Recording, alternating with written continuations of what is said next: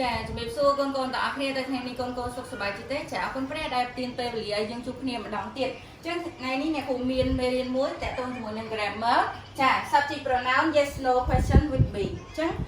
ម្ដងទៀត subject pronoun yes no question with be អញ្ចឹងរបៀបនៃការឆ្លើយសំណួរ yes no ចាអញ្ចឹងកន្លែងនេះអ្នកគ្រូមាន form មួយតាក់ទងជាមួយនឹង yes no ចាអញ្ចឹង yes គឺយើងជាទម្រង់ការឆ្លើយសំណួរបែបស្រង់អញ្ចឹង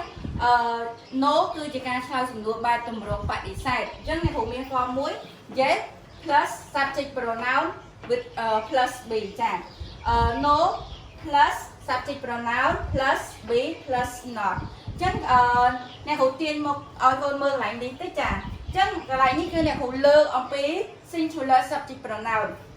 ចាអញ្ចឹង singular subject pronoun មាន I you he she it អញ្ចឹងថ្ងៃនេះគឺអ្នកគ្រូលើកអំពី singular subject pronoun មាន I you he she it ចាអញ្ចឹង to be របស់យើងគឺមាន is are ចាអញ្ចឹងគឺយើងថ្ងៃនេះគឺអ្នកគ្រូមានឧទាហរណ៍3តាក់ទងជាមួយនឹងការឆ្លើយសំណួរ yes no question with be ចាអញ្ចឹងសំណួរទី1ចាឧទាហរណ៍ទី1 Are you from London តើអ្នកមកពី London មែនចាបើសិនបើគាត់ជាការឆ្លើយសំណួរតម្រង់ស្រាប់យើងឆ្លើយថា yes I am អញ្ចឹង yes ចា subject pronoun ចា I be គឺ am ចា yes I am ចាបើសិនបើ no am not ចាបើសិនបើគាត់មិនមកពី London ទេអញ្ចឹងគឺយើងឆ្លើយថា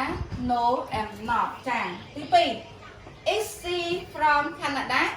is she from Canada អញ្ចឹងយើងទៅកន្លែងទៅមើលទម្រង់សំណួរយើងវិញចារបៀបនៃការឆ្លើយ yes no គឺ yes he is yes she is ចាអញ្ចឹង yes she ចា subject pronoun មាន I you he she it ចា yes she isសំដៅ yes she is ចាបើសិនបើ no ចា no she isn't ឬមួយក៏ no she is not ចាម្ដងទៀតបើសិនបើគាត់មកពី London សំដៅបើសិនបើគាត់មកពីកាណាដាយើងឆ្លើយថា yes she is បើសិនបើគាត់មិនមែនមកពីកាណាដាទេយើងឆ្លើយថា no she isn't ចាទី3 she he is he doctor ចាតើគាត់ជា doctor មែនចាបើសិនបើគាត់ជា doctor យើងឆ្លើយថា yes he is បើសិនបើគាត់មិនមែនជា doctor ទេយើងឆ្លើយថា no he isn't ចានេះគឺជាទម្រង់នៃការឆ្លើយរបៀបឆ្លើយ yes no question អញ្ចឹងអ្នកគ្រូបញ្ជាក់ម្ដងទៀតនៅពេលដែលយើងឆ្លើយ yes គឺ yes plus subject pronoun plus be អញ្ចឹងយើងដឹងហើយ be មានអីខ្លះ am is am អញ្ចឹងកន្លែងនេះគឺអ្នកគ្រូបញ្ជាក់ម្ដងទៀតអ្នកគ្រូ singular subject pronoun គឺមាន I you he she it ចាអញ្ចឹងបើសិនបើយើងឆ្លើយ no plus subject pronoun plus be plus not ចាអរគុណច្រើនយើងនៅពេលដែលកូនត្រឡប់ទៅផ្ទះវិញកូនអាចយកមេរៀនអ្នកគ្រូទៅរៀនអនុវត្តនៅផ្ទះបន្ថែមទៀតបានអរគុណច្រើនសូមព្រះប្រទានពរ